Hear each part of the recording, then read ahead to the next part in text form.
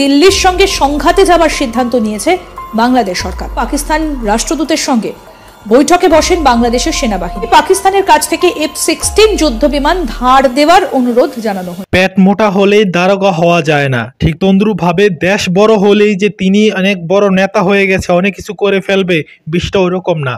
বাংলাদেশ ছোট হতে পারে, কিন্তু বাংলাদেশের যে পাওয়ারফুল নেতা আছে, আমাদের যে শক্তি আছে, সেই শক্তির কাছে ইন্ডিয়া কোনো কিছুই নয়।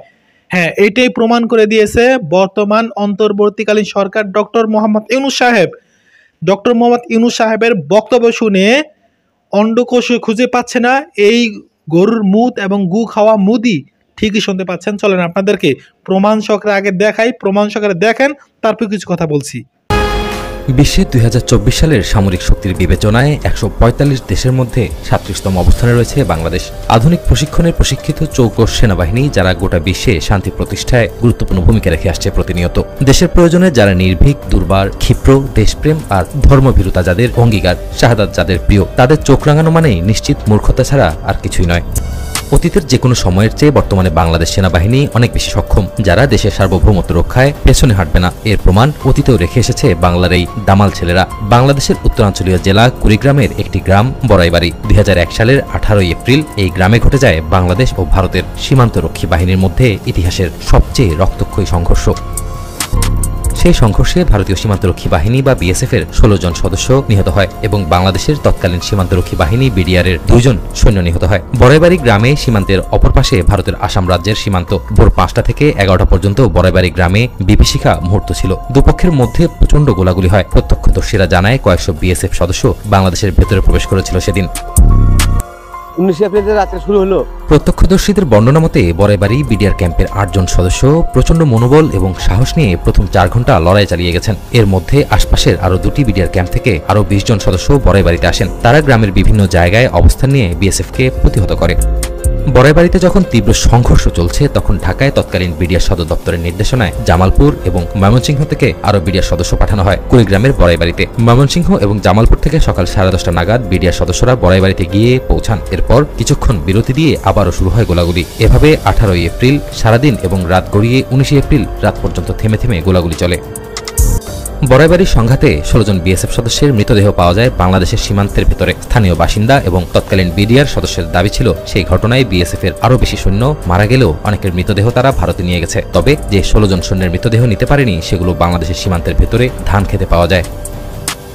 বিডিআরের তৎকালীন মহাপরিচালক মেজর জেনারেল অবসরপ্রাপ্ত ফজলুর রহমান 2012 সালে বিবিসি বাংলাকে দেয়া এক সাক্ষাৎকারে বলেন, ঘটনার সূত্রপাত হয়েছিল সিলেটের পদুয়াতে। সেখানে বাংলাদেশের সীমান্তের ভেতরে ভারতের বিএসএফ একটি ক্যাম্প করে দীর্ঘদিন সে জায়গা দখল করে আছে। 2001 সালের প্রথম দিকে ভারতের বিএসএফ তাদের পাশের আরেকটি ক্যাম্পের সাথে সংযোগ সড়ক নির্মাণ শুরু করে বাংলাদেশের সীমান্তের ভেতর দিয়ে। এই রাস্তা নির্মাণ নিয়ে বিডিআরের আপত্তি ভারতের বিএসএফ আমলে নেয়নি। এমন অবস্থায় বিডিআরের সেই এলাকায় তাদের একটি অস্থায়ী অপারেশনাল ক্যাম্প স্থাপনের সিদ্ধান্ত নেয়। এ সময় বিএসএফ সেখানে 6টি গুলি ফায়ার করে। এরপর তারা প্রায় 70 জনের মতো বিডিআর কাছে সারেন্ডার করে। পরে বিডিআর পদুয়ার দখল পুনরায় নিজেদের করে নেয়।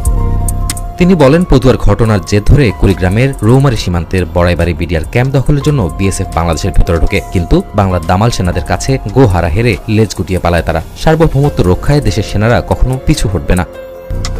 বর্তমানে বাংলাদেশ সেনাবাহিনী অনেক বেশি আধুনিক, সাথে রয়েছে জীবন উৎসর্গ করার প্রেরণা। ভারত যদি আবারও বাংলাদেশের সার্বভৌমত্ব বিনষ্ট করার চেষ্টা করে, তবে তারা হারাতে পারে তাদের সার্বভৌমত্ব ও 7 সিস্টার সহ গোটা পশ্চিমবঙ্গ। অন্যদিকে ভারতের প্রতিবেশী দেশ চীন, পাকিস্তানও সুযোগের সন্ধানে আছে, কখন তারা ভারতকে ছিঁড়ে খাবার সুযোগ। আপনারা পুরো ভিডিও ক্লিপটি দেখলেন এবং এই মুদির গু খাওয়া এবং মুদ খাওয়া, ভাই আমি এই কথা কিন্তু প্রায় ভিডিওতে আমি বলতেছি। এখন অনেকে বলবেন, ভাই এটা কি বলতেছেন, গরুর মুদ খাওয়া, গু খাওয়া? হ্যাঁ ভাই, এটা আমার কথা নয়, এটা বরং চোখ দিয়ে দেখা, সেটা বলতেছি। অনেকে আপনারা প্রায় ভিডিওতে দেখতে পারবেন যে মানে এই হিন্দুদের, বিশেষ করে হিন্দুদের গরুর প্রস্রাব হয়েছে তাদের মা, মানে গরুটা হয়েছে মানে তাদের মা, আর মার প্রস্রাব খাওয়া তাদের নাকি বরকত, এটা ঠিক আছে, তাদের রোগ নাকি সাইরা যায়, এইরকম কথা বলে। শুধু তাই নয়, তারা গোবরও খায় প্রসাদ মনে করে। শুধু তাই না, তাদের বরকতের জন্য, মানে আমরা যেরকম বরকতের জন্য বিসমিল্লাহ বলে শুরু করি, আর ওরা করে কি ভাতের সাথে গোবর, মানে প্রতিটা জিনিসের সাথে কি তারা খায়, তারা কি করে,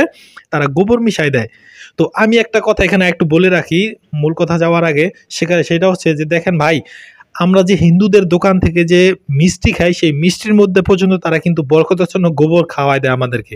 গত কয়েক মাস আগে একটা হিন্দু তার ফেসবুকে স্ট্যাটাস দিয়েছে এরকম যে এবার কি মুসলমানদেরকে, ঠিক আছে, মানে আরো অকাট্য ভাষায় বলেছে, আমি ওইভাবে বলতে পারবো না, অকাট্য ভাষায় বলেছে যে মুসলমানদেরকে আমি এবার আমার দোকান থেকে 20 কেজি আমাদের মায়ের প্রসাদ খাওয়াই দিছি, মানে মানে গোবর খাওয়াই দিছি আর কি। চিন্তা করে দেখেন এলা।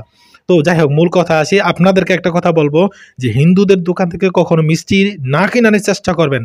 হিন্দুদের দোকান থেকে কখনো মিষ্টি কিনবেন না, কারণ মিষ্টি কিনছেন মানে গরুর গোবর খাওয়ার শামিল। কারণ ওরা মানে মিষ্টির মধ্যে গোবর দিবে না, এই কথা যদি কিরা কাটে বলে তাও আমরা এটা বিশ্বাস আমরা করি না বা করব না। তো এটাই আমাদের মূল কথা, হিন্দুদের কাছ থেকে আমাদের কোনো কিছু ক্রয় করা যাবে না।